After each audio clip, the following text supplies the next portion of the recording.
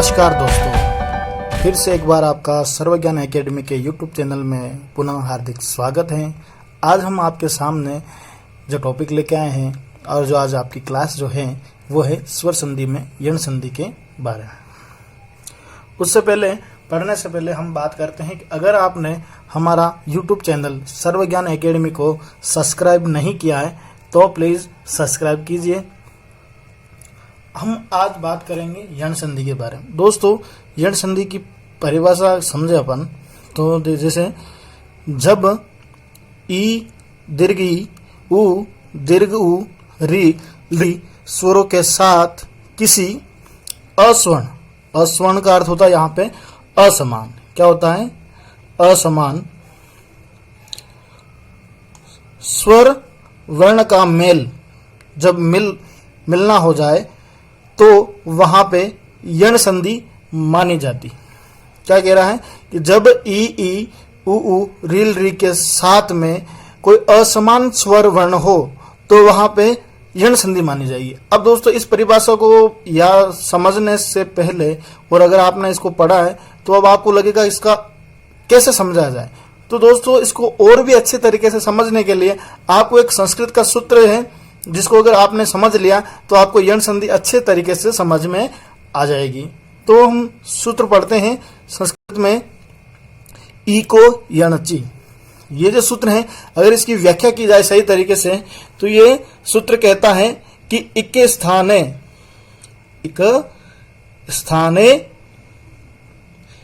यण आदेश, इक स्थाने यण आदेश यणादेश स्यात्। यण आदेश होता है सहिताम विषय। क्या कह रहा है? सहितायाम विषये। दोस्तों, अगर इसको समझे, इक का अर्थ होता है यहाँ पे दोस्तों इक प्रत्याहार और यण का अर्थ होता है यण प्रत्याहार। ये कह रहा है कि इक के स्थान पर यण आदेश हो जाता है संहिता के विषय में। संहिता का मतलब यहाँ पे है संधि से। संहिता का दूसरा नाम क्या है? संधि। ठीक है। और जिसका सूत्र हमने पहले बात की थी, पर शनिकर्ष संहिता। पर शनिकर्ष संहिता। इक स्थान है यण। अब यहाँ पे इक में दोस्तों अगर इसको फॉर्मूले की तरह समझे दोस्तों, प्लस के इस तरफ, धन के इस तरफ, पूर्व की तरफ क्या होगा दोस्तों? आपकी इक प्रत्याहार। इक का अर्थ होता है ई उ री और री। ये चार वर्ण होंगे और प्लस के इस तरफ कोई असमान स्वर होंगे। क्या होगा? असमान स्वर।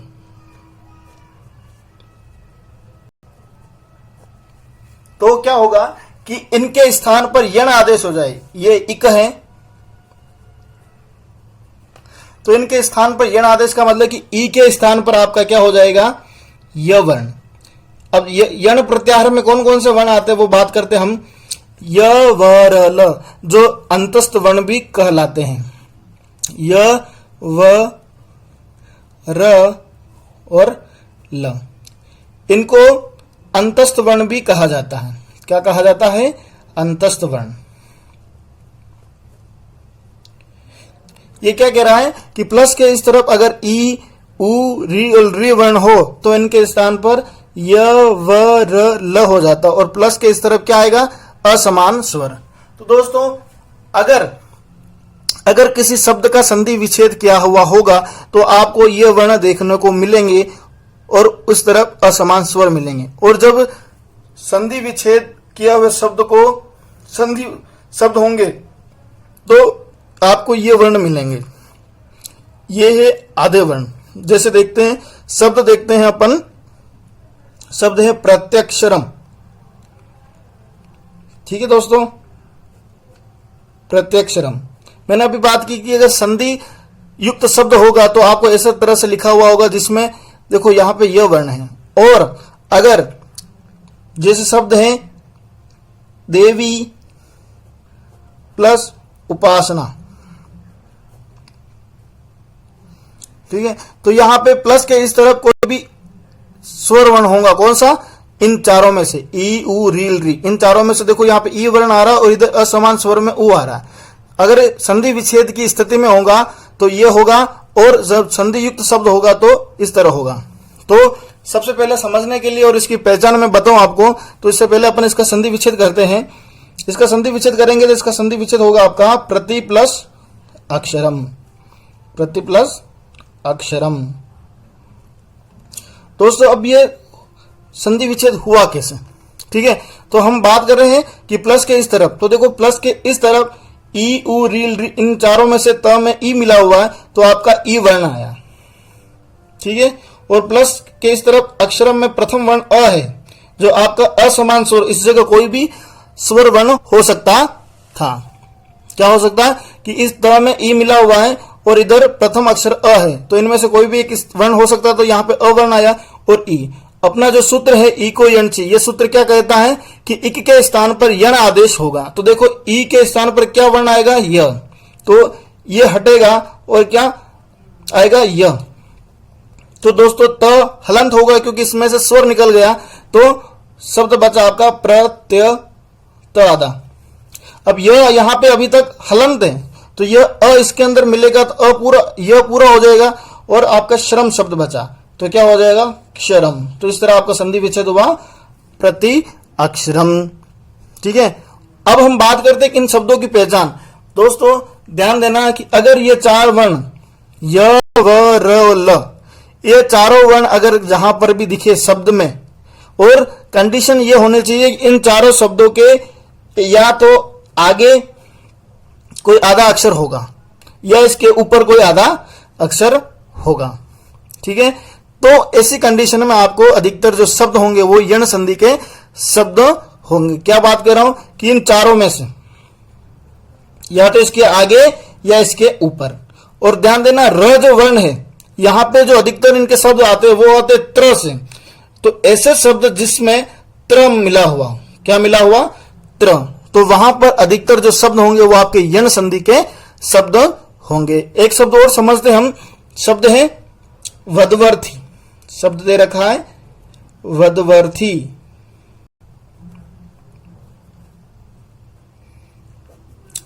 अब यहां पे देखो मैंने अभी बात की थी कि ऐसे वर्ण, ये चारों वर्ण जिसके आगे कोई आधा अक्षर होगा, तो देखो यहां पे व वर्ण के आगे आधा अक्षर है, ठीक है, और इसमें व में अ मिला हुआ है।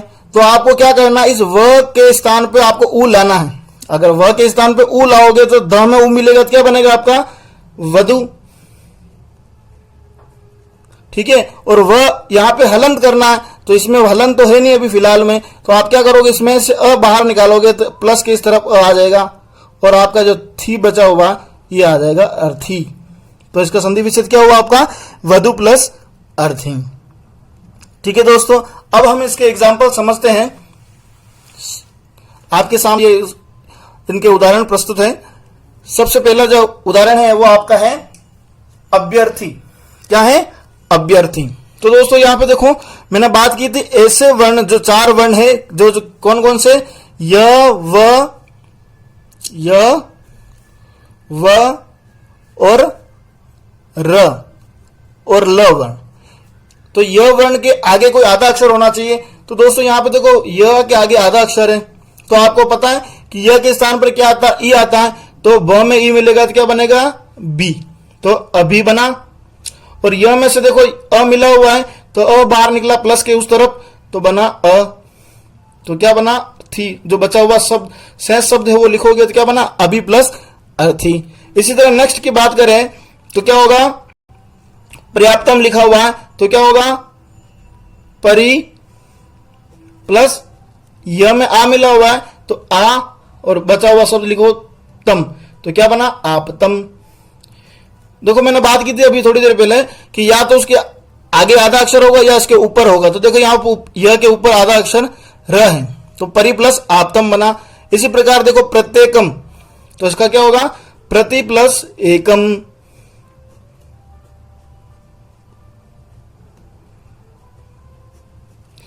अत्युक्ति, यहां पर भी देखो य में आगे आधा अक्षर त है और य के स्थान पर आपको ई लाना है, तो क्या बन जाएगा, त में ई मिलेगा तो क्या बनेगा, अति बना। और अब यह में कौन सा स्वर मिला हुआ है, ऊ स्वर मिला हुआ, तो ऊ बाहर की तरफ आ जाएगा, तो आपका क्या बना ऊ, और जो शेष शब्द वो लिख लो वापस पुनः, तो उक्ति, तो अति प्लस उक्ति। शब्द है यहाँ पे न्यूनम, तो देखो यह में न मिला हुआ आधा, तो यह के स्थान पे आपको क्या लाना, ई, तो क्या होगा नी, और यह में कौन सा स्वर मिला हुआ ऊ, तो शब्द हो जाएगा ऊनम। इसी प्रकार नेक्स्ट जो शब्द है उपर्युक्त, तो क्या होगा, यह में देखो आधा ऊपर मिला हुआ, ना कि उसके आगे है, तो मैंने पहले बात की थी कि या तो कोई आगे आधा अक्षर होगा या इसके ऊपर होगा, तो यहां पे ऊपर है र, तो आपको पता यह से हटाकर ई लाएंगे तो क्या बनेगा ऊपरी, ठीक है। और यह में क्या स्वर मिला हुआ ऊ, तो क्या हो जाएगा उक्त, और इसका संधि विच्छेद क्या होगा ऊपरी ही प्लस उक्त। इसी प्रकार नेक्स्ट शब्द है पर्यटनम, ये वापस वही है कि यह के ऊपर र है, तो क्या होगा परि प्लस अटनम, क्योंकि यह में अ मिला हुआ है और शेष शब्द है टनम, तो अटनम शब्द हुआ। यद्यपि अब दोस्तों यहां पे ये ध्यान देना कि ये द्य शब्द है वो किससे मिलकर बना है। अब आप यहां पे कंफ्यूज हो रहे होगा कि यहाँ पे यह वर्ण है ही नहीं, आधा अक्षर भी नहीं है, तो आपको ध्यान देना ये कि यहाँ पे ये द है, ये द दो वर्णों से मिलकर बना, द और य से। तो देखो यहाँ पे यह आ गया आपका, यह के आगे आधा द अक्षर है, तो क्या होगा यह हटाओगे तो द मिलेगा ई, तो यदि बना, और यह में से अ निकला बाहर तो अ आया, शेष शब्द लिखा पी, तो क्या बना अपी, यदि प्लस अपी। इसी प्रकार इत्युक्तवा शब्द है इत्युक्तवा, यहां पर ही वही यह में ई मिलाओगे, यह से हटाकर ई, तो क्या होगा इति प्लस उक्तवा। इसी प्रकार नेक्स्ट शब्द है सख्येकम, बड़ा इंपॉर्टेंट शब्द है दोस्तों। यहां पर आपको कंफ्यूजन ये होगा कि मैंने पहले पिछले वीडियो में बात की वृद्धि संधि में कि ऐसे शब्द जिसमें दो मात्रा लगी हो वहां पे अधिकतर जो शब्द होगा वो आपका दीर्घ वृद्धि संधि होगी। तो यहां पे देखो दोस्तों वृद्धि संधि नहीं होगी, अगर अपन इसका संधि विच्छेद करोगे तो क्या आएगा सख्य प्लस एकम, ठीक है। यहां पे ए और आई, तो सख्य शब्द नहीं होता, शब्द मूल जो होता है वो होता है सखी शब्द, तो यहां पे ई आ जाएगा। आपकी कंडीशन में क्या हो जाएगा, अगर इसका संधि विच्छेद वृद्धि संधि की तरह करें तो क्या होगा सख्य प्लस एकम, वृद्धि संधि की कंडीशन आपके पास आ गई, ए और प्लस अ बराबर आई होता है। लेकिन सख्य मूल शब्द नहीं है, और मूल शब्द है आपका सखी शब्द, क्या है मूल सखी शब्द है। और आपको पता है कि वृद्धि संधि में प्लस के इस तरह अ या आ आना अनिवार्य है, इसलिए यहां पे अ और नहीं आ रहा अ, तो यहां पे ई आ रहा, तो यहां पे ये वृद्धि संधि नहीं होगी। तो इसका क्या होगा, यहां पे देखो यह वर्ण है और आधे अक्षर ख है, यह को ई में बदलोगे क्या होगा सखी शब्द, सखी, और आई की मात्रा है तो एकम, ठीक है ना, क्या होगा एकम। यहां पे दोस्तों ध्यान देना आधा क वर्ण और आएगा, सॉरी आधा य, एकम होगा, शब्द होगा यहां पे एकम। अब बात करते हम व वर्ण की, यहां पे अभी बात कर रहे थे हम य वर्ण की, जो ई के स्थान पर यह आदेश कर रहा था। अब करेंगे ऊ के स्थान पर वह आदेश वाले शब्द की, तो क्या होगा स्वागतम लिखा हुआ है, तो देखो कंडीशन के अकॉर्डिंग व के आगे आधा अक्षर स है और व के स्थान पे आपको क्या लाना वर्ण ऊ लाना, तो स में ऊ मिलेगा तो क्या बनेगा आपका शब्द सु, प्लस व में से बाहर क्या निकला आपका स्वर आ, तो यहां पे लिखोगे प्लस के इस तरफ आ गतम। दोस्तों यहां पे स्वागतम लिखना है, स्वागतम। शब्द है स्वच्छ, वही कंडीशन व के आगे अ है, सॉरी स है, तो क्या होगा सु प्लस व में अ मिला तो अच्छ, सु प्लस अच्छ स्वच्छ। गुरु आदेश, देखो यहां पे व के ऊपर र है और व के स्थान पे आपको क्या करना है ऊ लाना है, तो क्या बनेगा शब्द गुरु, और व में से क्या स्वर बाहर निकला? आ, तो क्या आएगा? आदेश। इसी प्रकार नेक्स्ट शब्द है आपका पठत्व, पठत्वर, पठत्वत्र। तो क्या होगा? व में से उ बाहर निकला तो क्या बनेगा? पठतु। और व में से अ निकला बाहर तो क्या आएगा? अ और त्र, तो पठतु प्लस अत्र। शब्द अगला नेक्स्ट वधवो। यहां पर भी देखो वही कंडीशन है वृद्धि संधि की, जहां पर दो मात्रा हो औ की तो वहां पर वृद्धि संधि होती है अधिकतर। लेकिन दोस्तों ध्यान देना कि इस व के आगे क्या है? आधा अक्षर है, तो आपको पहले ऋण संधि देखनी पड़ेगी कि क्या होगा इसका सही मूल रूप और इसका सही विच्छेद। तो देखो व में से उ बाहर निकला तो क्या आएगा? वधु। और व में कौन सा स्वर मिला हुआ? औ, तो औ बाहर आया, तो क्या होगा आपका? वधु प्लस औ। शब्द है मध्वरी। क्या होगा? व में से उ बाहर निकला तो क्या होगा आपका? व के स्थान पर उ आया तो मधु शब्द बना, मधु। और व में से अ बाहर आया, देखो व में अ मिला हो तो अरि। इसी प्रकार नेक्स्ट शब्द है आपका अन्वय। देखो व में से व के स्थान पर आपको उ लाना है पूर्व की तरह, तो न में उ मिलेगा तो क्या बनेगा आपका? अनु। और व में से क्या बाहर निकला? अय।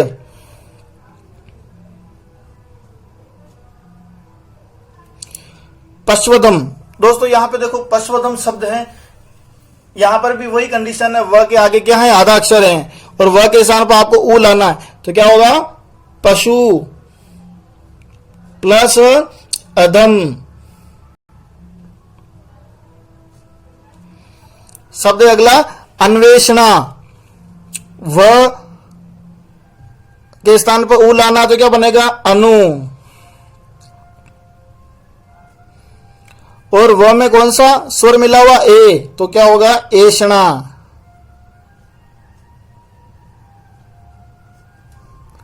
नेक्स्ट शब्द है शिशवती।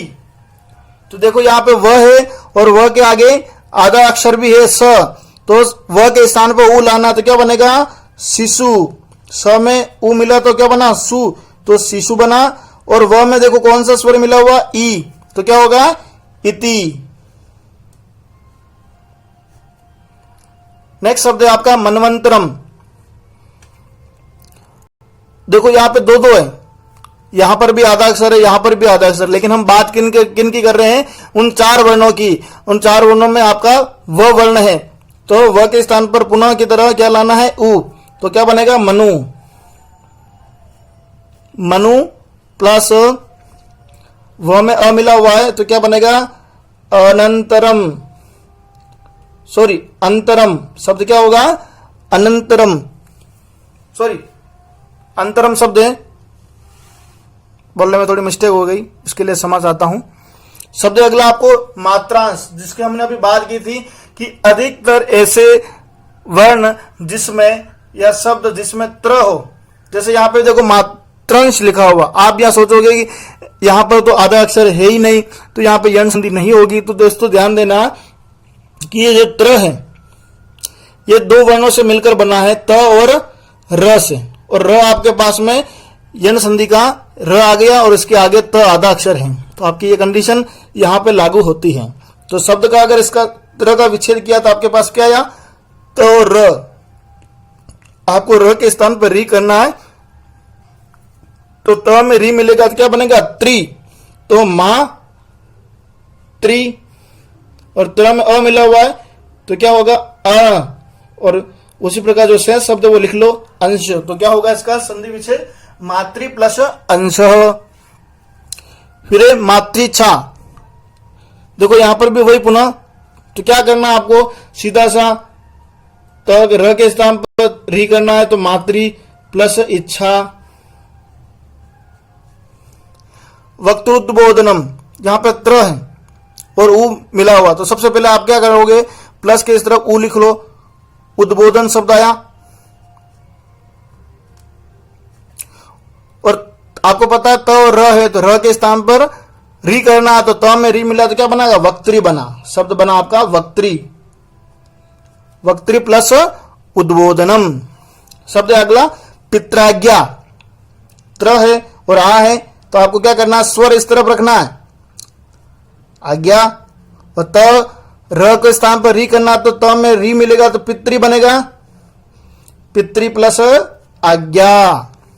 शब्द भ्रात्रानंद, भ्रात्रानंद, तो यहां पे देखो त्र में री मिला तो क्या बनेगा, भ्रातृ,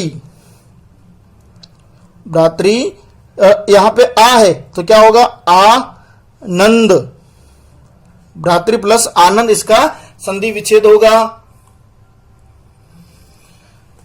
बात करते हैं नेक्स्ट, मात्राज्ञा, क्या होगा, उसी प्रकार मातृ प्लस आज्ञा।